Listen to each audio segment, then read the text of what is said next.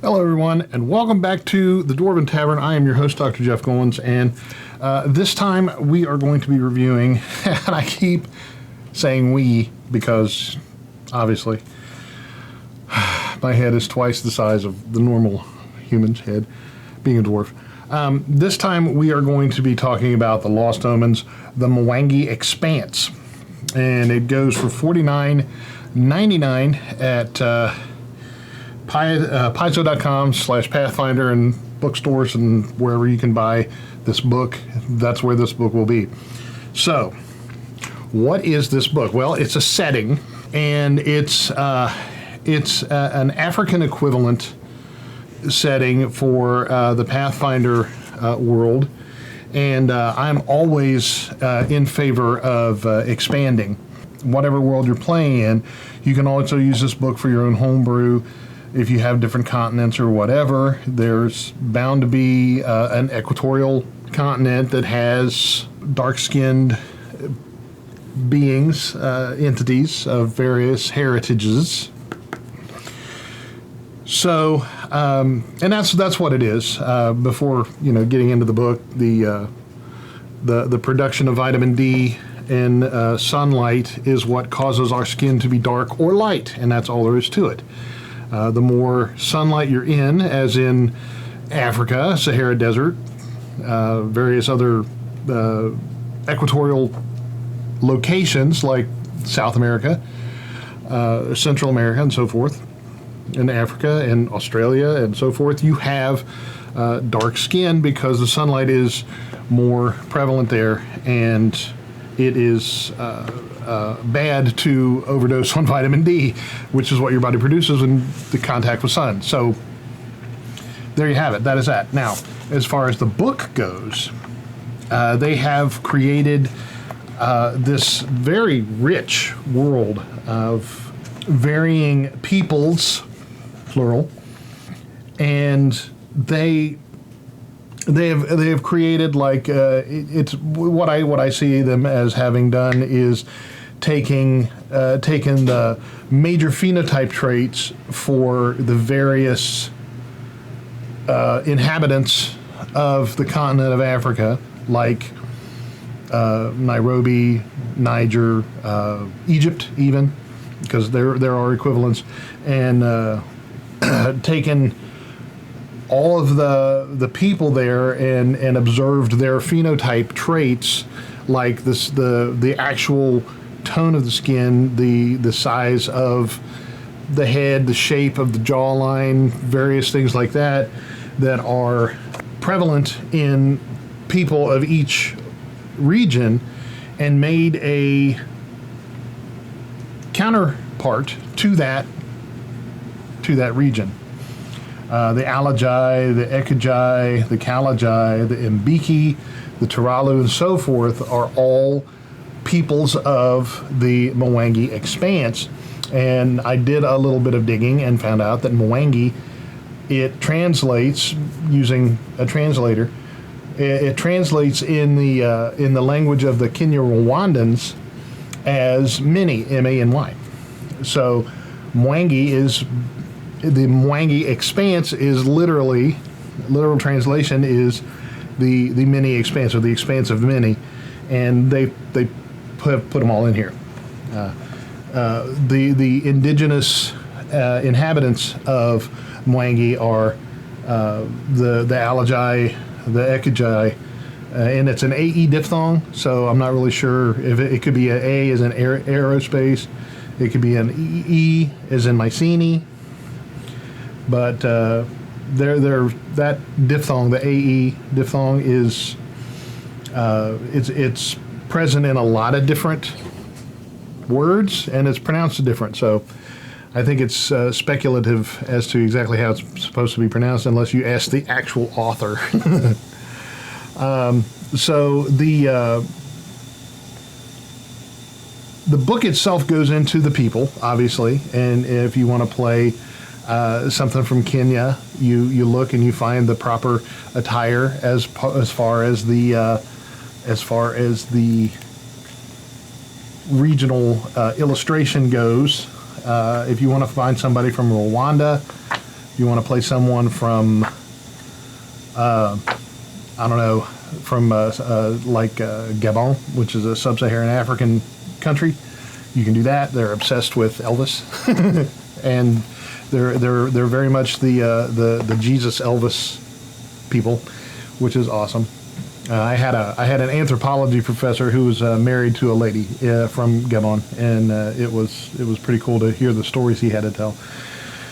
So this book goes into all the people, including, and I'll get into that later, the Mbiki, the Turalu, and the Songo, and the Matangi are very, they're basically Africanized elves, dwarves.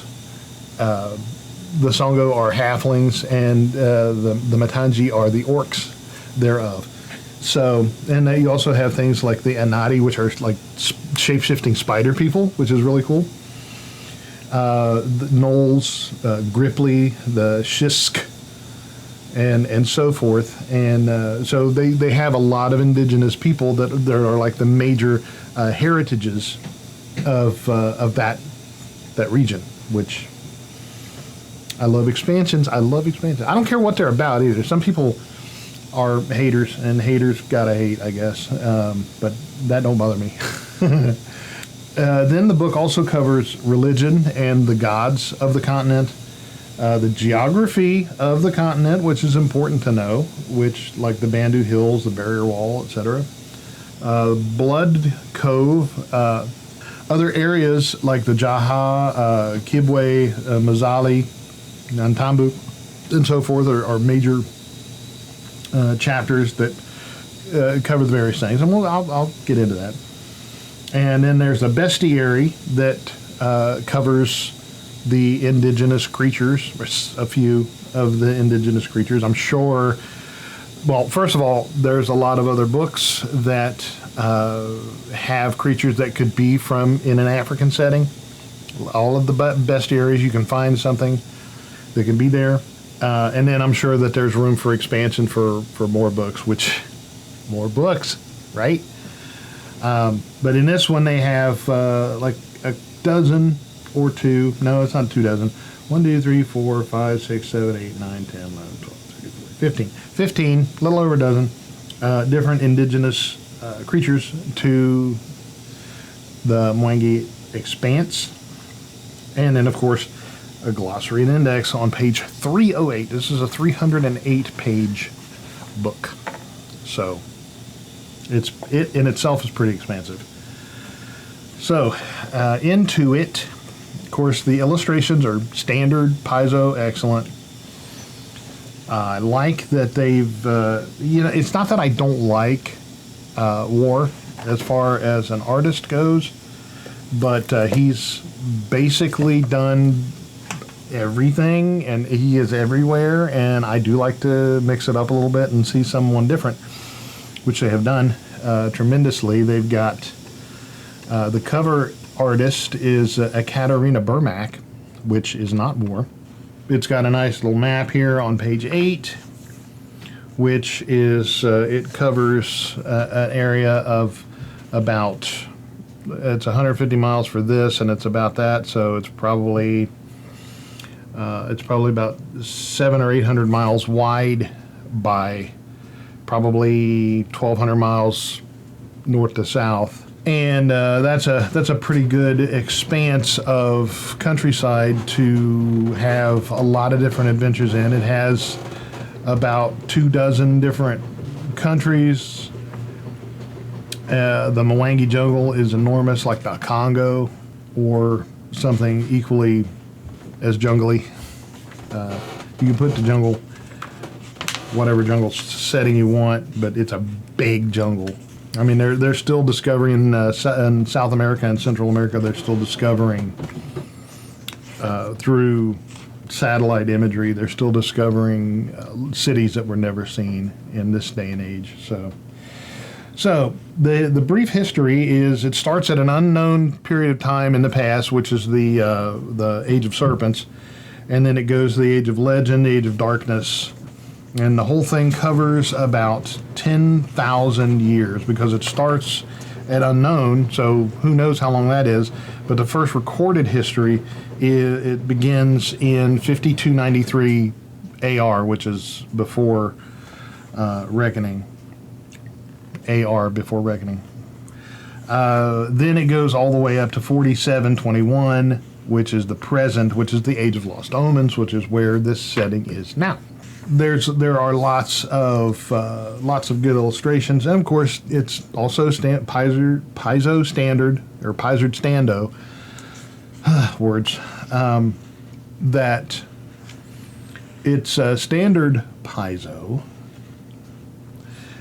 to have very concise, well-written pages, and they have apparently they have listened to my suggestion about the non-high glossy pages, because these pages are about a semi-gloss, and that's a lot more comfortable on the eyes, which I like physically. And then it goes with the Vidric, the Zenji, the Sargavin, the Mauxi, and so forth, which displays a large number of general phenotype traits of each population of the country, so you know exactly what you're getting when you pick a person from a specific region, which is really cool. I really like that. The Alagi are they are the elves, and they are also dark skinned, because this is another thing. It's all based on geography now. Any population of people that live generation after generation in a specific region begin to change their skin tone, their height, their everything begins to change depending on the demands of the geography. And in this case, the skin gets darker to keep you from dying of vitamin D overdose. And it's very well depicted. And that includes elves, dwarves, halflings, Klingons, for crying out loud. I mean, look at Worf. He was totally a dark-skinned Klingon from probably one of the more direct sunlight, you know. And that's all there is to it. And look at the freaking Romulans from Remus. They look like bats. Their phenotypes completely changed, just depending on the geography of where they lived, generation after generation after thousands and thousands and thousands of years. We have the half-elves, which are cool. They are very well depicted, and that's the whole point. It's like, is it believable? Are you just going to show a black guy with long ears?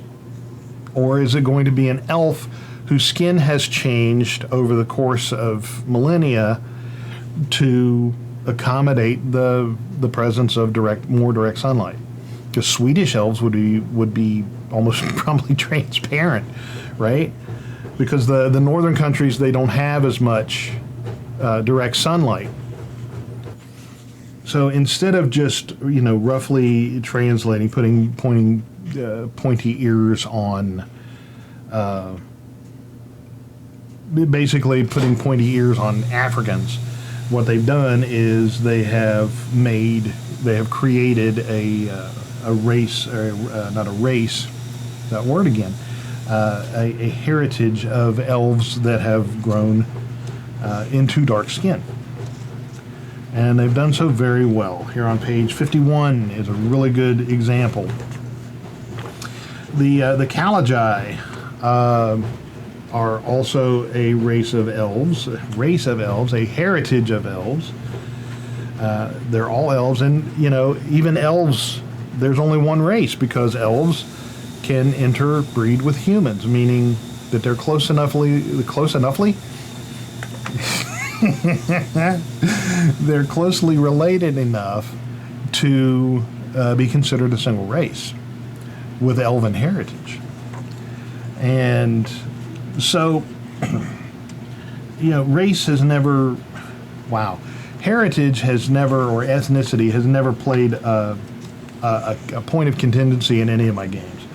I don't care if you want to play a Japanese Oni half horse demon, or if you want to play a Chinese dwarf, don't matter. I don't care. That's whatever makes you happy, and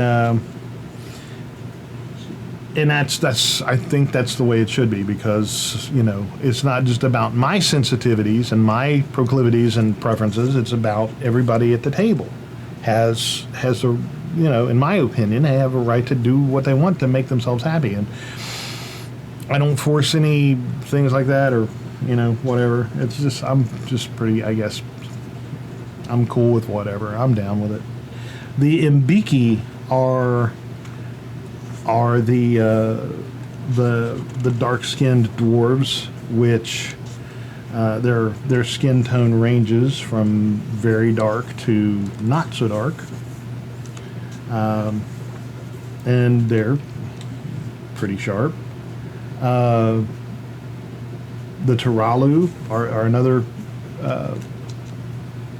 They're another heritage of dwarves, which is something which is really cool, because you don't usually see more than you've got dwarf, and what is it, Mbiki or Turalu? I didn't know there were two different kinds of dwarves. Oh yeah. So I think they did dwarves proud in that, which is really cool. This illustration on page 76 is pretty boss. I'm digging that dude. He almost looks Hawaiian. And then you've got the Song-O, which are the Africanized halflings. And I say Africanized meaning it's not derogatory. It's just translated into an African setting. And they have like disc lips, and there's another like Polynesian island looking dude, based on his manner of dress here on page 86. They have very, very successfully, I believe, captured the expanse spider, the expanse of the varieties of peoples, of indigenous populations that you can find in an African-esque counterpart setting. That's the point of the book. The Matangi are cool because they said that the orcs, the Matangi orcs, are not the mindlessly aggressive. They're not the mindlessly aggressive orcs of a more European setting, Tolkien-esque setting. They are They have a little more presence of mind. They're a little more civilized, I think, even though they still do the war thing. They're more like, I guess, Spartans than just slash him up like hamburger kind of elves, orcs. You don't have the Warhammer, war kind of orcs. So then we go into the other races like the Anadi, which are the shape-shifting spider folk, which is another. It looks almost Jamaican. He's got the dreads. The Kanrasu don't look like people at all because they are shards of cosmic force given consciousness, so that's not really indigenous to this dimension anyway. Although it almost looks Aztec in a way. So then it goes to Knolls and the Galoma. And another thing that the book covers that I really, really like is the rarity, because something that I like, or something that I don't like, is when you've got a tavern and there's an orc and a halfling and a dryad singing on the stage on a piano and so forth. And elves talking to wizards and stuff like that. I really hate that, because I'm more of a Mystique kind of guy, not X-Men, but I'm more of a Mystique kind of guy who prefers that, just like in Lord of the Rings, I am a Lord of the Rings fan, shocker, that Gimli had never been to Fangorn, and he had never met the elves because he was a dwarf, and dwarves don't go there. The halflings the hobbits had never seen a dwarf or an elf. You know, and the racism, I guess, or it's not really racism, it's more like xenophobia, I think. The xenophobia of that time period equivalent was such that people kept to their own kind. And they may have been afraid of the others, and may have not just met anyone or even thought to go outside their own borders. You know, this part of the Shire, this is the farthest I've been. And that wasn't because they didn't like the other races, it's just that they like to keep to themselves, the other folk, not races. I'm having to reinforce that constantly. So when you're playing a Galoma, the Galoma are rare, the Anadi are rare. Okay, so when you're playing a rare heritage in this game, the dungeon master, the game master, should put them in a part where they are not seen, they do not mix with others as readily. It might have to be, because as you remember, you know, in Lord of the Rings, the hobbits actually did meet. Eventually they met dwarves, they met elves, so forth and so on. But they had to go a long way to do it. So if you're going to play a rare character, a rare heritage like the Galoma, which are 8-eyed, wooden face, they look like masks. They look like the African masks, but that's their actual faces. If you're going to play one of those, then you should start in an area where those things exist and not much else, just to make the introduction into civilization, into different civilizations, more emphatic, more dramatic, more meaningful, more significant. So that's my thought on the situation. And you can also play Gripply, which is uncommon. The Shisk, which are like porcupine people. They look like regular people, except they have, bone feathered. They have bone feathers, which means that they've got quills, basically, like porcupines, and so forth. And they're not bad folks. You just don't want to get a hug from one unless you're into that kind of stuff. Then they have the Boloko, various other peoples, the Bogard, the Catfolk, the Charauka, the Kava, and the Kobold. And the Charauka are like mandrills, you know, those monkeys that kind of look like baboons, but they will eat your freaking head in half if you tick them off. The Sabosen, which are basically Batmen. They're the Bat people. Yeah, they're like the Romulans, or the Remans that I was talking about. So, then in the section on religion, it goes over all the gods of that area. And I think my favorite is Balumdar, which is the World Shaker. He's a big dude. He kind of looks like Shaquille O'Neal. If Shaquille O'Neal were from Hawaii. He's a big guy, and he is the god of... what's it say? He who is massive, the god of all huge things in the world that tower over smaller things, which is very cool. The lion god, the grandmother spider, and so forth. The number of gods in the pantheon is impressive. It's not just a few either. It's all the major ones, which there, I don't know, there's probably about 10 gods, and then there's a smaller number of minor deities, like Desna and Gazra and the Green Faith and Isdersius, etc. Then you have, we get into the geography, which covers all of the geographical locations in, like the Bandu Hills, the Barrier Wall, all commensurately illustrated. The Kava lands, Lake Okata, or Okota, which has terror birds. It's an illustration of terror birds fleeing a giant, looks like crocodile, or it's an alligator. Snout is wide. That's the thing you remember. Alligators, their snouts are wide, and the crocodiles' snouts are more narrow. Yeah. So each one has a couple of pages of description, which gives a pretty ample amount of information, but it still leaves room for expansion, which I'm sure they're planning on doing. I would hope so. The sodden lands where the Gripply live and the lizard folk.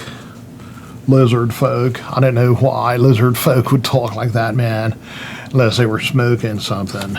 Dude, that lizard man looks like he'd be like, dude, where did you get that sword, man? That is rad. The Turwa, Blood Cove, and the other major places that were mentioned at the first, Jaha, the Blood Cove, are very specific landmarky places. Kibwe is a city, a mercantile city. So they not only give you lands to go to, they give you places in those lands to go to. And these are delineated a little bit more. It tells, it's got a, like in Kibwe here on page 208,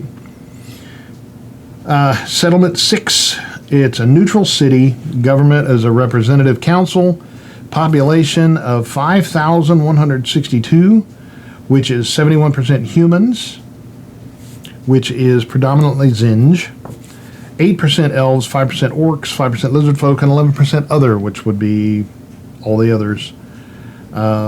You can find a number of languages here, a number of religions, the threats, disgruntled ex-slavers, demons, magical curses, and diseases like you would expect to find in the city, especially now.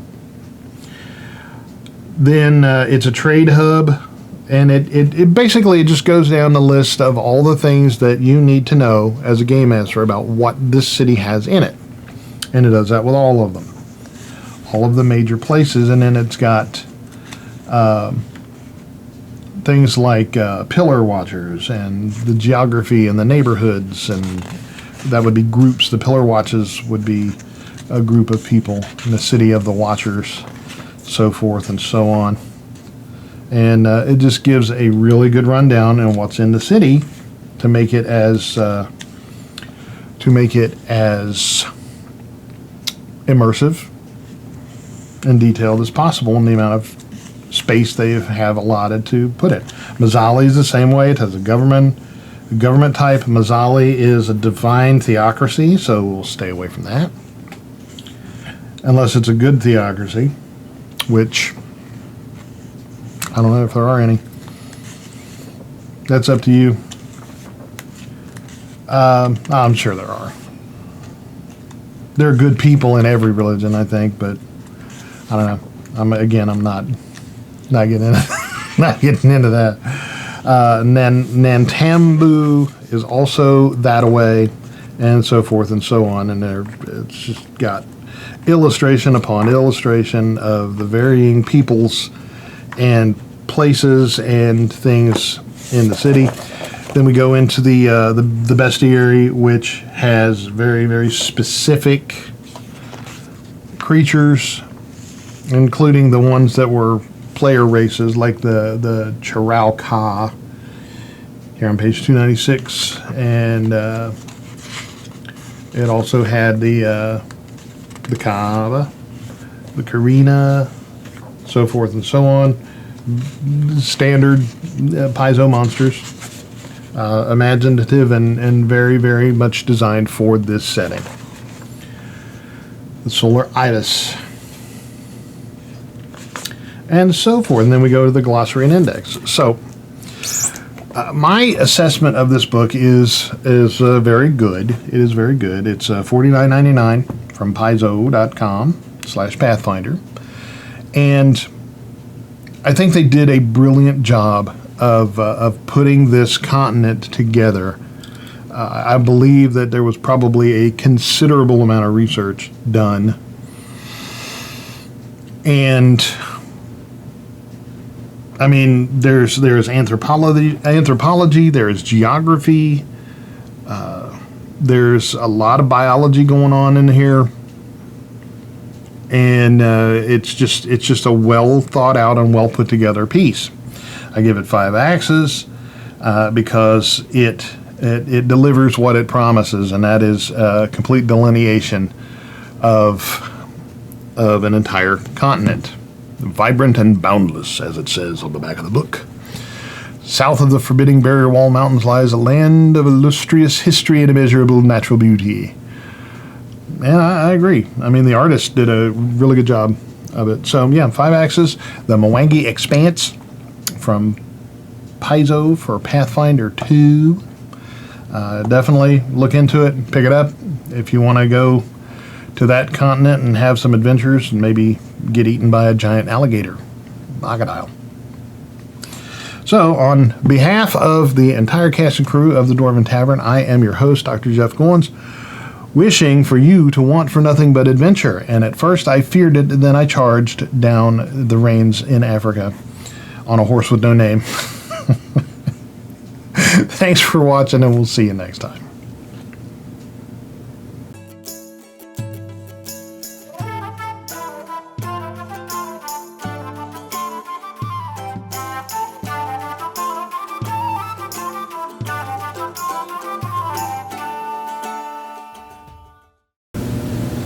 Well, I've been through the desert on a horse today. Feels good to get out of the rain. Did he ride under the horse?